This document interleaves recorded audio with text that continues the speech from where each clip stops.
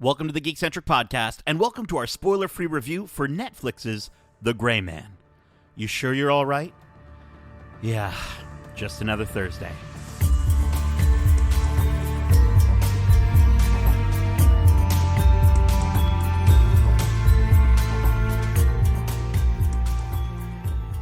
Hey everyone, my name is Nate, and this is our spoiler-free review for Netflix's The Gray Man. Special thanks as always to our friends at Netflix Canada for giving us this opportunity to watch the movie early for review. Before we get started, if you're joining us for the first time, we are Geekcentric, a podcast focusing on the world of movies, TV shows, games, toys, and collectibles, and all things geek-centric. Joining me for this review, when danger calls, he says, "Hey man," because he'll always be my Gray Man. He's Kevin Hudson. How you doing, Kevin? I'm doing well. You mentioned the quote right off the top about it's just another Thursday, and here we are on a Thursday. Yeah, I was going to say, it is a recording. Thursday. It's kind of perfect. Yeah, absolutely. It's like somebody wrote this moment better than this entire film. We'll get there. We'll get there. Kevin, before we kind of dive into this movie, though, I want to know what's your favorite color? Like, if you were working for the CIA instead of the Gray Man, who would you be? What color man would you be? Or even like, you know, if I was in a real life version of Clue. Okay. I think I'd be Mr. Blue for Mr. sure. Blue. I like it. All of my favorite things are blue. The Blue Jays, Yep. my Toronto Maple Leafs. A clear sunny day, and then, of course, my beautiful, beautiful eyes. So I would go blue all the way. Incredible. It would only make your eyes look even more blue, and yeah, the entire CIA would just be like, oh, the blue man, they'll be transfixed. Now, I will say, as a kid, my favorite color was purple, and that always plagued me because Donatello was my least favorite Ninja Turtle, but I had to kind of root for him the most, so it was very annoying. Yeah, you always end up with that. That's going to be that's the bandana you end up wearing because you like purple, but then you're like, I would say for myself, growing up, I was a big fan of green. I think green, I had a green room with a green wall. At one point, my parents were nice enough I was in the basement at that point, and they were nice enough to have the wall painted bright lime green. But honestly, as I've kind of matured, I've kind of started getting into like pinks and purples more recently. I'm kind of digging the idea of like a pink and purple thing. I don't know. It looks fresh. It looks bright and colorful. They're happy colors. Yeah, they're happy colors. I do like the idea of you having a green room, though, growing up. It's prepared you for this stage of your life where, you know, sometimes when we do the interviews and stuff, we'll be waiting in the green room to get the go-ahead and everything. So it was just, you had no idea years ago, but it was practice for this stage of your life. But a figurative green room is so much better than an actual green room when you're trying to sell a house. So I apologize to my parents. But yeah, maybe I could be like the purple pink man, like Jesse Pinkman. I don't know. Anyways. Oh, nice. I like it. Right? Something like that. I like it. Let's get into this description for the movie. The Gray Man is about CIA operative Court Gentry, a.k.a. Sierra 6. Plucked from a federal penitentiary and recruited by his handler, Donald Fitzroy. Gentry was once a highly skilled, agency-sanctioned merchant of death. But now the tables have turned, and 6 is the target, hunted across the globe by Lloyd Hansen, a former cohort at the CIA, who will stop at nothing to take him out. Agent Danny Miranda has his back. He'll need it. Ryan Gosling is the Gray Man, and Chris Evans is his psychopathic adversary in Netflix-produced thriller directed by Anthony and Joe Russo, starring Ana de Armas, Regé-Jean Page, Billy Bob Thornton, Jessica Henwick, Dhanush, Wagner, Moura, and Alfre Woodard. And it's currently out in theaters and on Netflix as of tomorrow, July 22nd, if you're listening to this on the day we've posted it. So, Kevin, I mean, you can already kind of tell by some of the remarks I've been making about the movie. Before we get into kind of all that stuff, let's at least talk about what we liked. What did we enjoy? What did we kind of take away? As excited as I was to see a Ryan Gosling and Chris Evans movie where they're playing opposite each other, I don't think I'm going to have too much to say in terms of liked, unfortunately, on this one. And it was directed by the Russo Brothers. Kevin, let's start off. What did you like in this movie? I mean, you mentioned it right there. It was essentially all about Ryan Gosling versus Chris Evans, and I think that worked for the movie at least. These two guys are, bona fide leading men. They're stars. They're captivating to watch, even in lesser films. And I think at least their energy came through. In particular, I thought Chris Evans was a lot of fun here. He's been ingrained in our minds, especially over the last 10 years, as a goody-goody, the guy who stands up for right. And here he's the complete opposite of that. So if that alone is the one plus somebody might take out of the movie, it is at least fun to watch that aspect. Totally. And I think, Ryan Gosling is a great leading man here. I think I do buy him as an action hero, in movies going forward. I think this is kind of more of his sort of quiet man performance with like subtle jokes here and there that he's done in much better movies. And I think he does a good job of playing court gentry throughout the movie. Ana de Armas is basically who she was in James Bond, in the Bond movie. Although arguably a lot less fun. I thought she was a bit wasted. Like, I was happy to see her throughout the movie, but it was just not that kind of scene-stealing role that she had in James Bond. Right. But like, at the same time, it's like I wanted to see more of her in James Bond, and this sort of shows us more of that character to a certain degree, but albeit again in a movie that is nowhere near as good. And I will say she is part of there's a moment near the end of the movie, without spoilers, that is probably my favorite. It's like an action moment with her, and she's going like guns blazing, and like that's probably my favorite moment as far as the action in the movie. It's the only part that I think really stands out for the action. We'll get to that, but yeah. Really? Yeah. 'Cause I could talk about the action here. I mean, it's really hard when John Wick sort of is the pinnacle of this new age action that we're getting, right? Where it's all about really sophisticated choreography. It's about, ingenious uses of props and objects around characters that are in fights. And I don't think anybody does it better than John Wick. And so it's, that's a huge measuring stick to try and live up to. And while I do think this movie fails to reach those heights, there were some fun moments. There was some fun action, I thought. The Russos really, really tried here to make this movie look flashy, at least when there was action on the screen. If it was fighting with fireworks or that sort of thing. I mean, they tried, and in my opinion, I think they succeeded 60, 70% of the time. Whereas some of the camera work they do, I mean, drone shots are cool. 100 drone shots aren't as cool. Yeah, it's starting to become almost like a Netflix action movie staple of like, oh, where's this going? Netflix? Okay, yeah. More drones. Get more drones in here. Get the drones. Get all the drones. But I think the most memorable, as far as things that I did like and sticking with that, Chris Evans was dope in this movie. Definitely a standout. It's probably his performance is the only thing that will really stick with me into the future. And I really want to see him in more villain roles. I actually, I tweeted out, Kevin, have you watched Invincible on Amazon? The animated show with, I think it's by Seth Rogen. And have you watched that show? Absolutely. Right? Yep. So seeing him as a young Omni-Man with that mustache, like, dude, let's that's great. Freaking go. It would be absolutely incredible. The entire time as he was just saying stuff, I was like, he just sounds and looks like Omni-Man, but a little younger. But like, I shouldn't be watching this big, massive budget action spectacle movie and just constantly be thinking about another, project or series or what have you. He's playing this character great. You know where I'd rather see him though? Exactly. That's not the first thing that you should be thinking of. And then the only other shout out I wanted to give, Alfre, Woodard, and Billy Bob Thornton, I think, give some good performances for as little as we actually get to see. I think Alfre Woodard is like in like a scene and a half.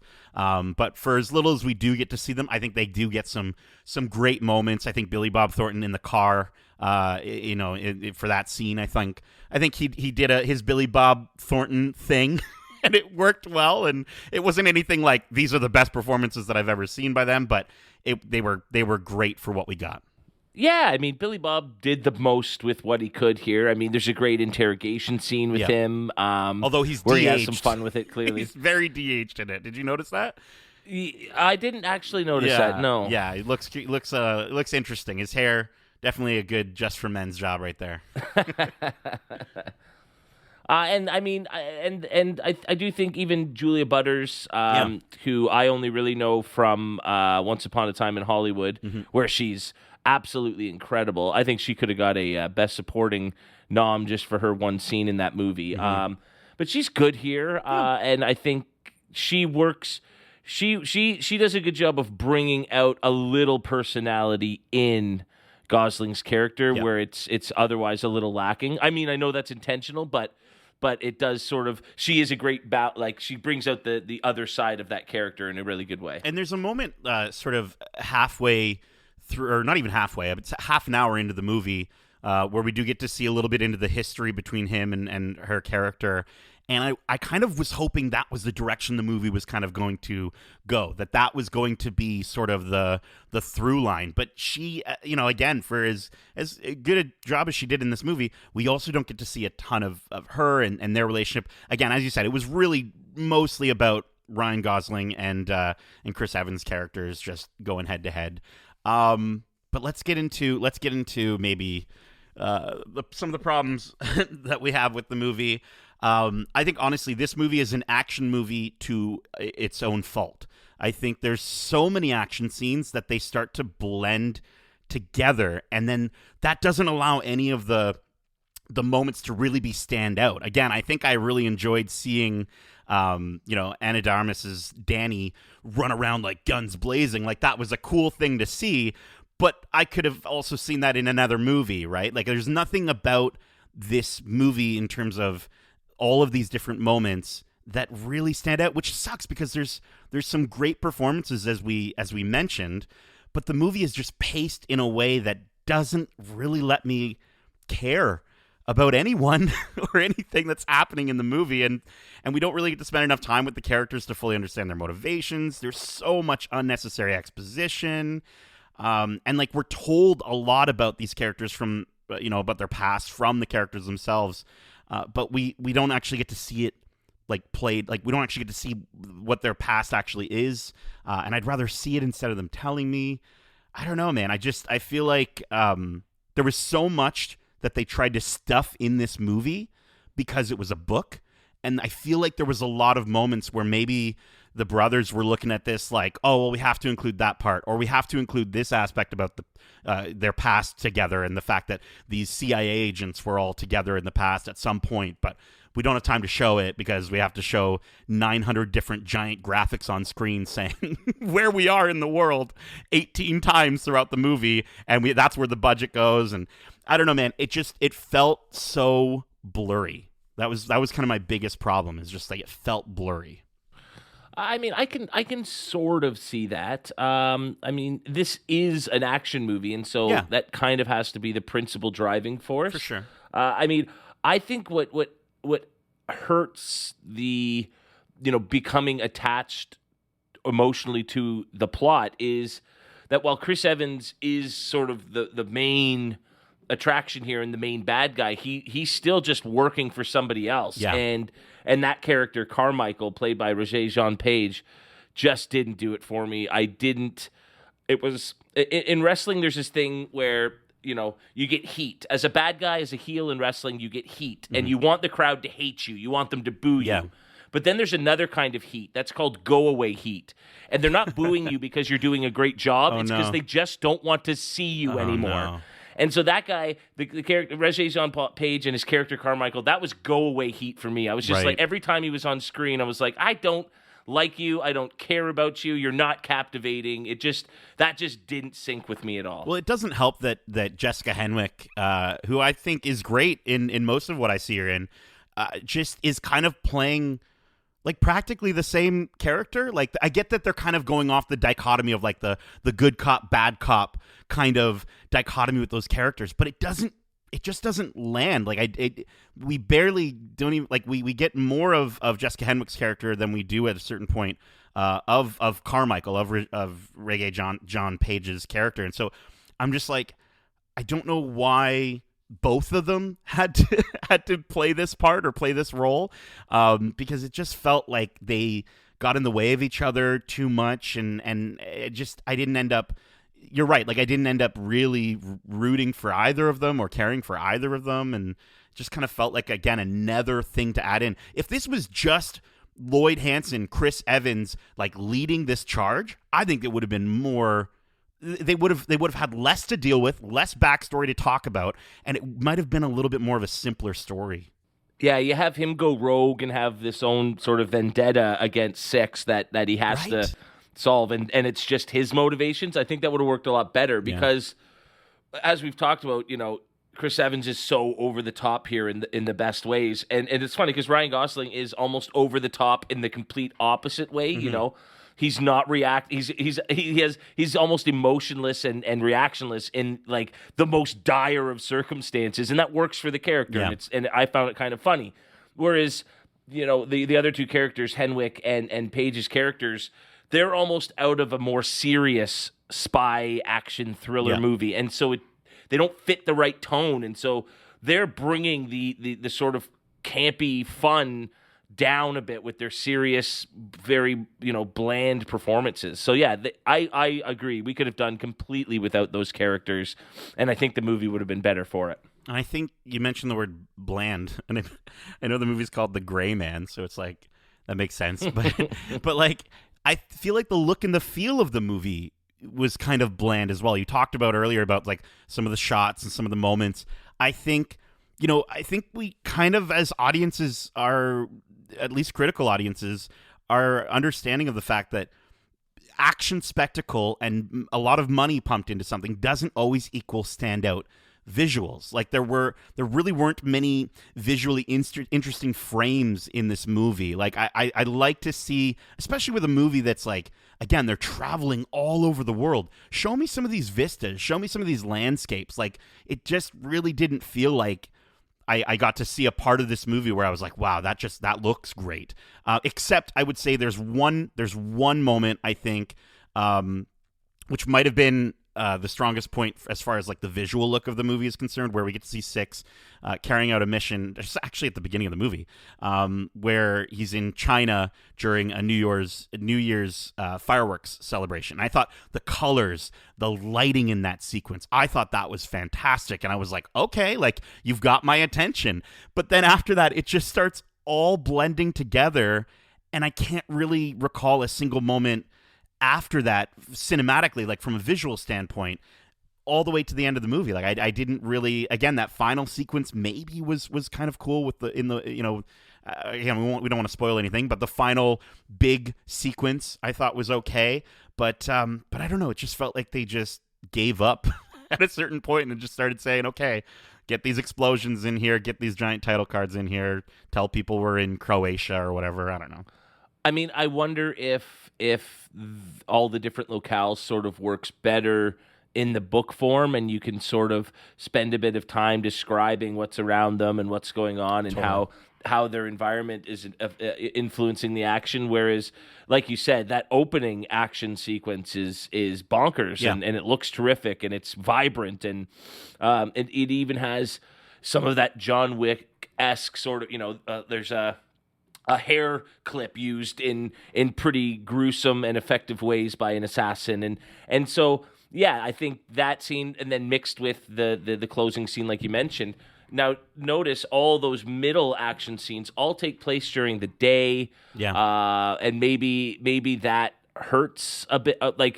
These are beautiful cities, but as you're whizzing by them on top of a runaway streetcar, it doesn't lend itself to be that visually appealing, and so maybe that is what kind of hurt those scenes a little bit. Was just, I think it works better on the page than it did on the screen, perhaps. That's a good point. One thing you don't get when you're reading a book is, well, usually, unless it's an audiobook, you don't get music, and I felt like the music is like barely there in this movie, or at least not memorable. I think there's one theme that comes up a few times, and unfortunately, it's just so similar to the Mission Impossible theme, except it's the same note repeating itself 6 times. It's like da da da da da da. And I'm just like, okay, like, you know, when you're, it's like when you're watching American Idol, and there's the person that's like, yeah, I'm gonna sing Whitney Houston, and it's like, okay, like either sing like a very diverse cover of Whitney Houston, or don't do it at all,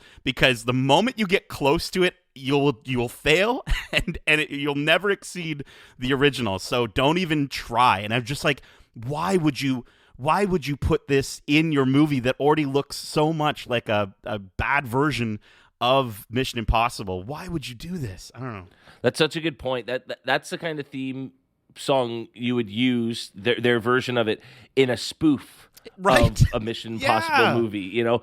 And I don't think this movie is nearly cheeky or clever enough to come off as sort of being semi-serious parody of that genre at all. I think this movie wants to be taken very seriously for what it's doing. Yeah. And so, yeah, that's a bad thing to instill in viewers' minds. Even I didn't realize it as I was watching it, but as soon as you mentioned it, I went, oh my God, they did use that theme, and I could hear it just before you sang it. And so subconsciously, that's not what you want your viewers to be sort of going through. No, definitely not. And you bring up the idea of like a parody.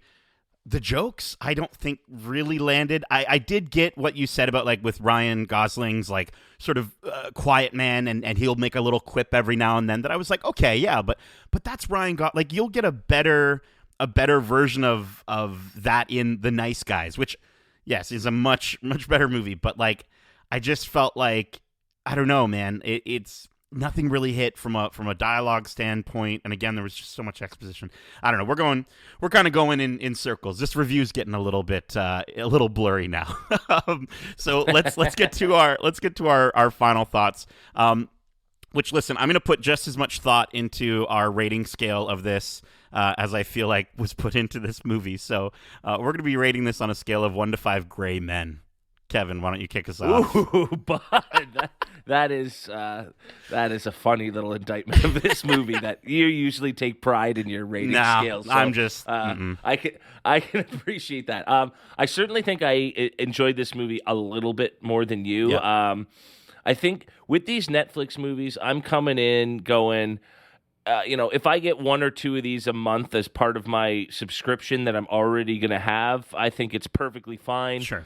I'm not expecting too much from a Netflix movie. I can't wait till one just blows us away and we're like, I can't believe they put that on Netflix and not in the theaters. Mm-hmm. That said, this was far superior to, say, Red Notice.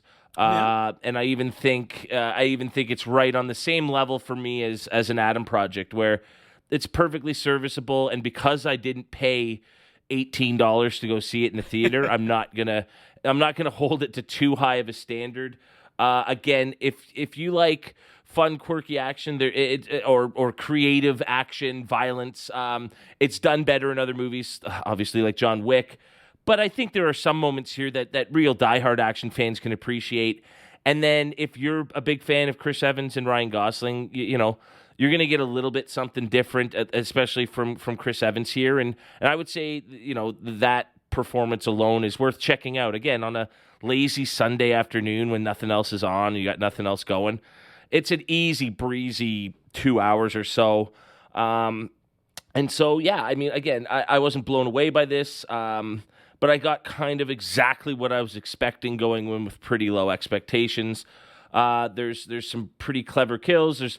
There's some visual creativity, but the drone shots get a little tired by the end. And like you said, Nate, the plot just isn't really engaging enough to make the kind of repetitive action really worth it or matter. Mm-hmm. I didn't really care about what I was seeing for most of it. Yeah. That said, I do like sort of... I do kind of like some of the elements that this movie set up for potential future installment. Right. Without giving anything away, I would watch a second movie in this series, especially if it was another freebie on Netflix, because I don't think it could get any. I think it could only get better moving forward. That's although, nice to say. How do you come up with a villain that's worth watching a second time around? I don't know. It's really tough to sort of give my deep thoughts on this without giving anything away. Yeah. But I'll just say it was perfectly serviceable for the 2 hours that I watched it. I'll probably never think about this movie again after this review. Yeah. So it's hard for me to recommend it, but I wouldn't say stay away. I'm going to give this a pretty meek 3.2 out of 5 gray men. All right. It's funny you mentioned Red Notice. I feel similar to this movie as when we reviewed Red Notice, but at least I will say with Red Notice, I did get like a few laughs out of it, which I get that movie is more of a comedy than this was ever meant to be, but I don't know. This movie's just a blurry mess for me, and I'm starting to wonder between this and Cherry if maybe I'm just a fan of Marvel than I am of the Russo brothers. Like, I maybe that's really what the realization I need to come to here is that, like, when I see the Russo brothers, like, I'm like, oh, yeah, okay, so Endgame quality, like, Infinity War quality, Civil, I feel like that might be, I might need to scale that back a bit. This movie, along with, unfortunately, a lot of these big budget blockbuster movies that Netflix is putting out, it makes me think of, from a gamer's perspective, it makes me think of Gameloft. Have you ever heard of Gameloft, Kevin? I haven't, no. So Gameloft is a developer, and they mostly make mobile games, but pretty much all of their games are just like rip-offs of other games with terrible touch controls. So, like, they have, like, a rip-off of, like, God of War. They have, like, rip-offs of, like, The Legend of Zelda and stuff like that. And honestly, they're not nearly as good, and they're usually dumped onto the App Store to catch people who don't have access to consoles. And I kind of feel like that's Netflix's strategy with these movies. Like, I don't think they care so much about the critical reception of these movies as much as they care about an accessible action movie with big names that people can click on and then, I guess, kind of somewhat enjoy. So I don't know. I expect more from my movies. I expect, even from Netflix, I expect more from the directing duo behind my favorite Marvel movies. But sadly, this movie really didn't do much for me besides make me want to see Chris Evans in a villain role again. So there are, as we said, there are better movies that will scratch the same action itch, even on Netflix right now. And I don't think you need to invest 2 hours into this one. So I'm going to give Gray Man, or The Gray Man, a solid 2 out of 5 gray men. Ooh. I know. And that is rotten. And honestly, that's majority because of the cast. Like, that's mostly it. The story doesn't, get there for me. Wow, so it wasn't that the cast helped bump you up a point or so. It's that it prevented it from being a point lower. Yeah. Ooh, like, boy. I considered a 2.5. Come on, we've seen worse movies. I know. And here's the thing. It's interesting because you mentioned that you enjoyed this more than Red Notice. I actually looked back. I think I gave Red Notice a 2.5. And I didn't. I felt coming out of that a little bit just more of something than I did with this movie. So I was like, okay, well, yeah, I'll pop it as a 2. I mean, that's good. You gotta work your scores that way. I mean, I do want to point out you made one really great point. Mm-hmm. I wonder if Netflix's goal here with all these movies is you bring in the stars, you put them in the movie. Who cares if it's good? Who cares what the script is? They probably don't even supervise anything. They're not like typical studio producers where they're overseeing everything. It's like, here's some money. Go make this movie. Who cares? 100%. All they want is the 15-second clip that they can put into their little sizzle reel that they did at the beginning of the year to go, look at the movies we have coming out this year. Which is more like, look at the celebrities that we have in our movies. Yeah. It'll look good on the menu as you're scrolling through, and it does that 15-second preview, and you go, oh, shit, look at those two guys. I'll go watch that movie, not knowing what you're getting yourself into. Because, like, they're basing their success on when people click play. Like, that's what they base their success on, is how many people clicked play. And it's just unfortunate. And that's where I'm like, I'm not going to give up. I'm not going to give up my fight against wanting quality Netflix movies, because they've proven themselves in the series space. They've proven themselves in the documentary space. Prove yourself in the big budget movie space. I know that you can do it, Netflix. I absolutely know you can. And so for me, I'm not going to be like, well, this is a Netflix movie, so It's not gonna. I'm approaching it as a Netflix movie. This is a movie, and it's a big budget movie, and they want to make those. But if you've got bigger ones by other production companies on your service already, and better ones, then keep up. That's such a good point. I mean, yeah, like you said, they've done it well on the documentaries and the series. They even, they've got some Oscar cred, at least in terms of nominations for some of their smaller, foreign pictures and whatnot. They need to have just a standout. And it doesn't have to, it's tough to compete with the $150, $200 million studio movies. Yeah. They need to find something with a great story above and beyond, like first and foremost, that requires a little budget to tell said story, rather than here's $40 million, put whatever shitty story you want behind that money, and we'll slap a couple big names on it and see where it goes.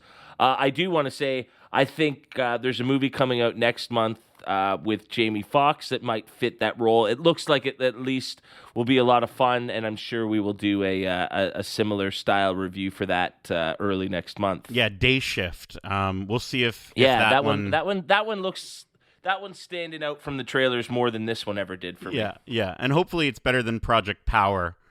Which I think was the other Netflix. Wasn't that a Netflix one he did as well? God. I feel like that one's going to be a bit more like, Zombieland, but with vampires. Okay. It'll be like a Vampire Land equivalent. Yeah, and I like Dave Franco, and Snoop Dogg's in it, which is interesting. So we'll have to wait and see how Day Shift turns out. And maybe that is I don't think it will be, but maybe that's the movie that Netflix puts out. I'm just trying to be optimistic. Hey, listen, it's not my forte. I appreciate it.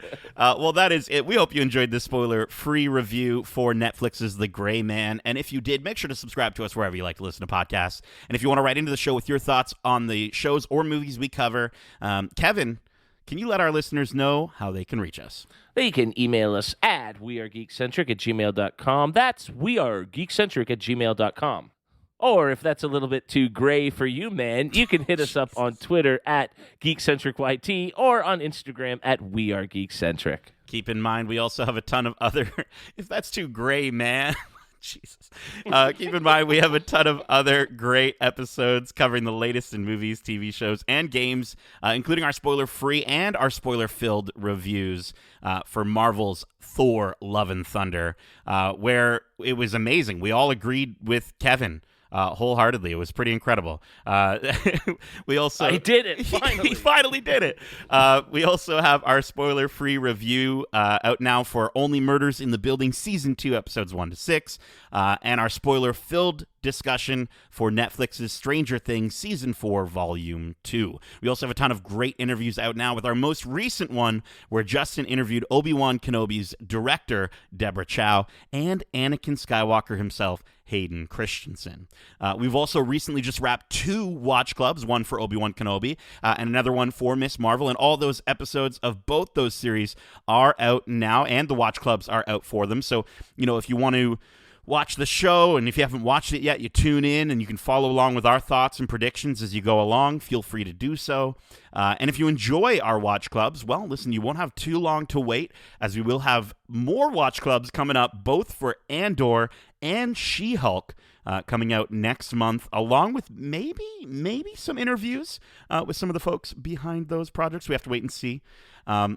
And finally, we have our weekly This Week in Geek episodes every single Wednesday, where we bring you the latest news and trailer reactions, with our latest episode out now, where Justin and I discuss Dean Fleischer Camp, who is directing a beloved live-action version of a classic Disney movie. Which one, you might say? Well, you have to tune in to find out. And we share our thoughts on the trailer for Secret Headquarters, where, wow, Owen Wilson plays a superhero. So if you want to hear that reaction, definitely check it out. Go give those episodes a listen and a 5-star review if you don't mind. And hey, listen, San Diego Comic-Con is well underway as of right now, as we're recording this. We're going to be having some coverage. We're going to do our best to kind of cover and talk about some of the things that we want to talk about coming out of San Diego Comic-Con throughout the weekend. So just keep your ears and eyes peeled to our feeds, to our socials, so you can see when and where we start chatting about